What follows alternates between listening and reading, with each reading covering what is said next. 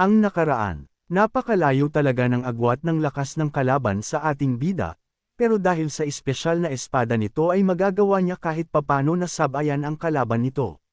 Dahil ang kanyang espada may sumpa laban sa mga taga-White Blood Cult, dahilan para ang pinsala na kayang ibigay nito ay malubha sa mga taga-White Blood Cult. Pagpapatuloy. Dito naman ay magpapatuloy ang tagpo ng paghaharap nitong si Rimmer at ang ikasampung apostle ng White Blood Cult. Sa paligid ay makikita ang naging epekto ng kanilang laban, dahil sira-sira ang sahig rito. Sabi ng isang ito, mukhang ang mga usap-usapan patungkol sa iyo na mahina na ay isang malaking kasinungalingan, sabi nito na nagtataka kung bakit malakas pa rin si Rimmer ngayon.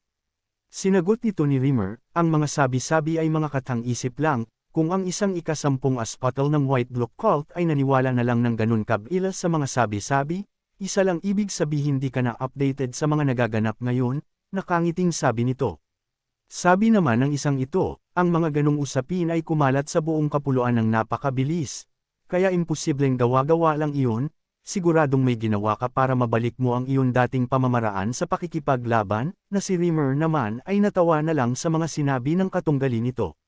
Dagdag pa ng kalaban habang nakatingin kay Rimmer, kahit ano ang totoo, mahina ka man o hindi ngayon, tiyak na hindi pa rin tulad ng dati ang lakas mo ngayon, dahil pinipigilan ka na ng pinsala mo sa iyong katawan, na naging seryoso naman itong si Rimmer, tandaan na tumpak ang sinabi ng kanyang kalaban.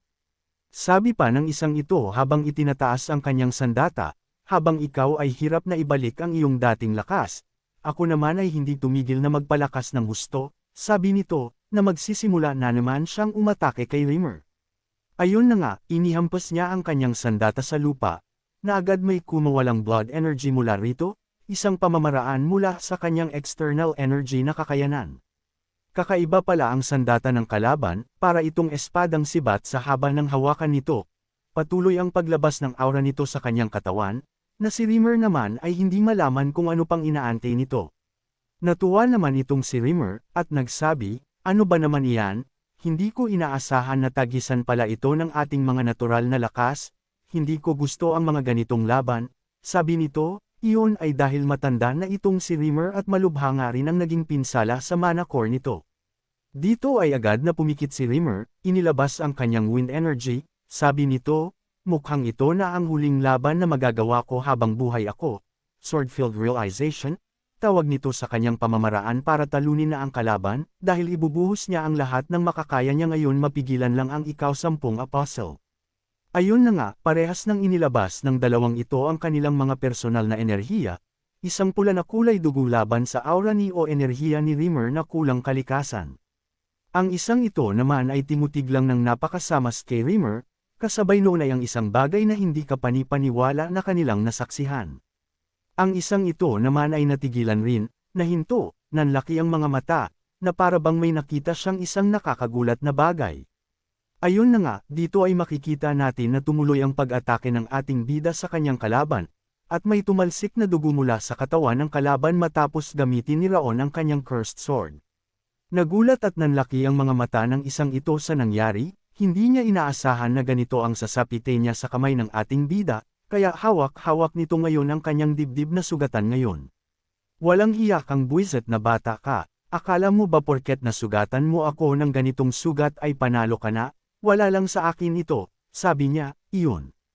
Ay dahil ang mga taga-White Blood Cult ay may kakayanang mag-regenerate para pagalingin ang kanilang mga pinsalang natatamo at ibalik ang mga ito sa normal na estado.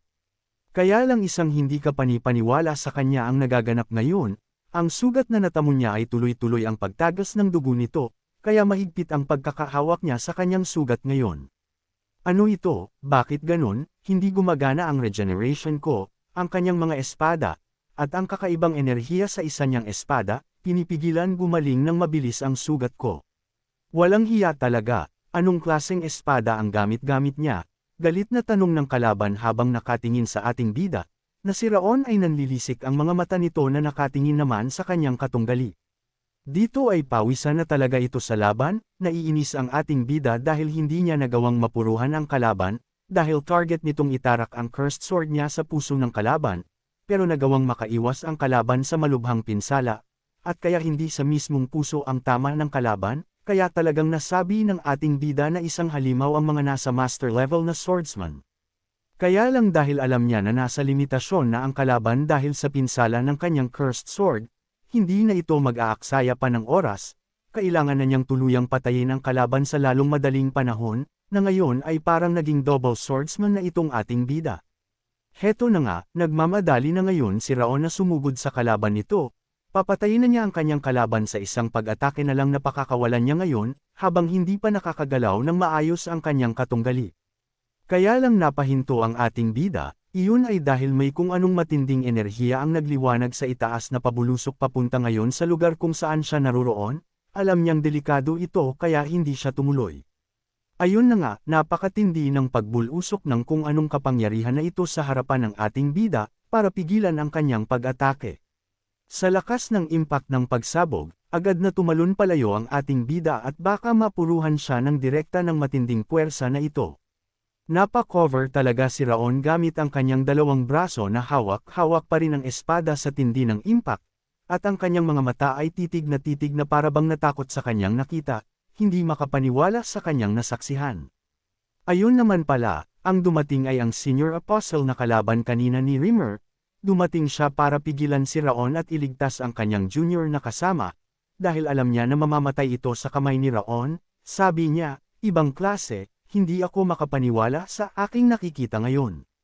Takang-taka ito ngayon, at napasabi na lang na napaka-impossible raw talaga para sa isang expert level na swordsman ang magawang mapatay ang isang master level na swordsman tulad ng kanyang kasama ngayon, na hawak-hawak pa rin ang dibdib sa tindi ng sakit na pinsala na natamo niya sa ating bida. Senior Apostle, huwag po kayong mag-alala, kaya ko pa pong lumaban, sabi nito sa nagligtas sa kanya.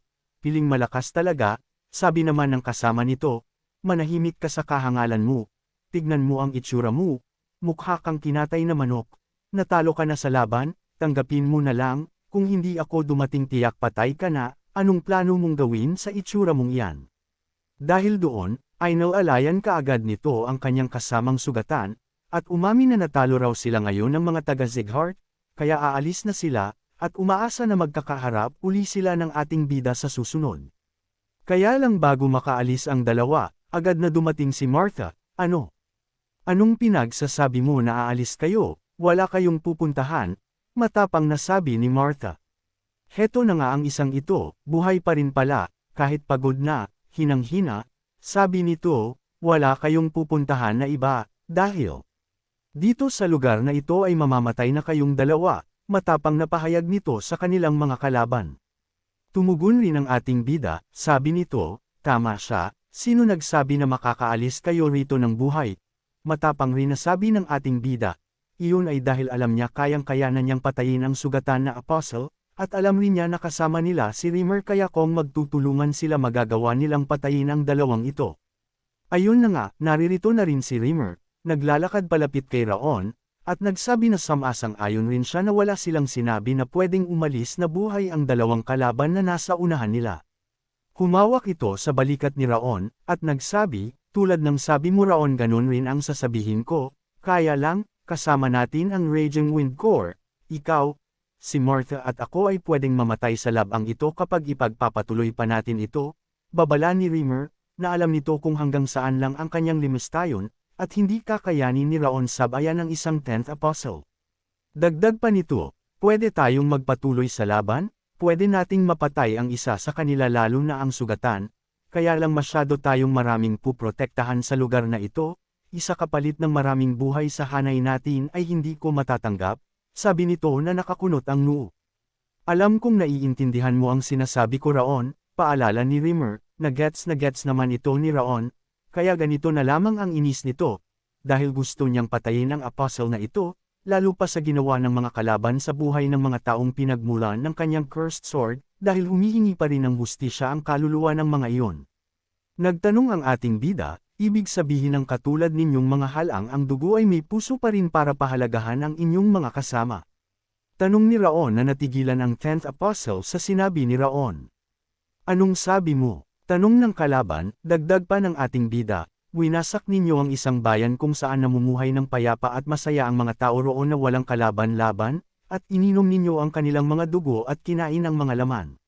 Biglang sumigaw ang ating bida, tinatanong ko kayo, na ang mga katulad ninyong mga demonyo ay marunong rin palang pahalagahan ang inyong mga kasamahan.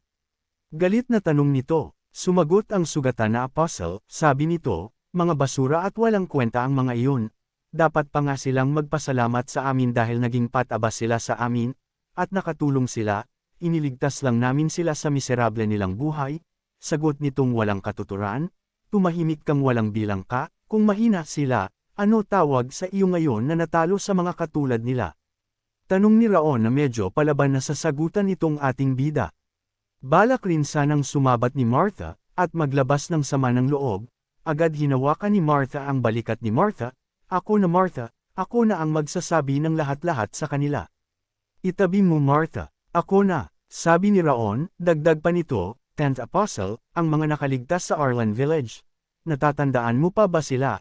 Isa sa kanila ang papatay sa inyo. Matapang na sabi ng ating bida. Iyon ay dahil alam niya darating ang araw na lalakas pa ng husto si Martha at malalampasan ang mga demonyong taga White Blood Cult, na si Martha naman ay nagulat na lang sa mga sinabi ni Raon. Patuloy ang pagsasalita ni Raon, na si Martha naman ay namula na lang ang pisngi nito. Mukhang kinilig pa ata ang tungaw sa ating bida, hindi maintindihan bakit raw ito ginagawa ni Raon para sa kanya. Dahil sa tapang ni Raon, namangha ang isang ito, kaya tinanong niya ang pangalan ng ating bida, ikaw. Anong pangalan mo? Tanong nito, nakursunada na niya si Raon. Ako si Raon Zighart ang uubos sa inyong lahat, sagot ng ating bida, na talagang wala itong inaatrasan na laban. Nang malaman nito na isa palang Zighart ang ating bida, dito niya naunawaan. Kung bakit natalo ang kanyang kasama, sabi nito, nakakamangha, mukhang hindi pa pala nauupos ang apoy ng mga Zighart. Sabi nito, na nakikita-kita niya na si Raon ang susunod na magpapaalab ng apoy ng angkan ng Zighart. Raon Zighart, at babaeng nakaligtas sa Arlan Village, tatandaan ko kayong dalawa. Sabi ng ika-10 apostle, na dahan-dahan na silang lumalakad paalis ng lugar na ito. Bago sila tuluyang maglaho sa lugar na ito, nagsabi pa ang senior apostle na nasa sabik siya sa susunod na maghaharap uli nila ng ating bida at ni Martha, na pinanood na lamang ni Martha at Raon ang pag-alis ng dalawang kalaban, iyon ay para sa kabutihan ng lahat. Dito ay nagtanong si Raon, wala na ba talaga sila? Mahina na tanong nito, na napansin ni Martha na may kakaiba kay Raon ngayon. Ayun na nga, dito ay dahan daw ang bumabagsak ang katawan ng ating bida, Hoy Raon anyare sa iyo. Pag-aalala ni Martha, ayun na nga, nawala na ng malay itong ating bida, bagsak, nakapikit, mabuti na lamang nasalo ito ni Martha, Raon. Buhay ka pa ba? Tanong nitong si OA. Sumigaw pa talaga ito, Hoy Raon gumising ka, pag-aalala ni Martha, na si Rimmer ay nakangiti lang sa likuran na nakatingin sa ating bida, hayaan mo lang siya, mas agad lang niya ang kanyang limitasyon, natural lang yan na mangyari, dahil pinilit niyang tumayo sa harapan ng puwersa ng isang master level na swordsman, isang himala na nagawa pa niyang tumagal sa harap ng mga iyon. Dito ay talagang hindi may pinta ang tuwa ng isang ito sa kanyang nakita at nasaksihan na ginawa ng ating bida. Kahanga-hanga raw talaga si Raon, hindi lang raw nito nagawang magtagumpay laban sa isang master level na swordsman, kundi nagawa pa raw nitong tumayo ng matatag at matapang sa harapan ng isang 10th apostle ng White Blood Cult. Naalala raw ni Rimmer ang kabataan ni Glenn Zighart, na kasalukuyang patriarka ng angkan ng Zighart. Ito ang lolo ni Raon ngayon. Parehas na parehas raw ang ipinapakita ni Raon ngayon sa pinakita ng kanyang lolo noong magkasing taong gulang pa raw ang mga ito. Kaya tuwang-tuwa ang isang ito, animoy jumukpot ito sa loto, at nagsabi, mukhang hindi nga talaga ako nagkamali ng pili sa iyo, sabi ni Rimmer na masayang-masaya ngayon. Dagdag pa nito habang nakatingin sa ating bida na tulog ngayon, itataya ko ang aking buhay. Ang lahat-lahat sa akin, hanggang maging patriark ka ng angkan ng Zighart. Sabi ni Rimmer, na iyon talaga ang nakikita-kita niyang kapalaran ni Raon, ang pagmunuan ang kanilang angkan. Ngayong nagawa ni Raon na halos mapatay nito ang isang master level na swordsman, at tumayo ng matatag sa harapan ng isang 10th apostle ng White Blood Cult, ano kayang panibagong lakas ang natamo nito ngayon, ano kaya ang gugulat sa kanya paggising niya? At nasaan na kaya si Wrath? Abangan!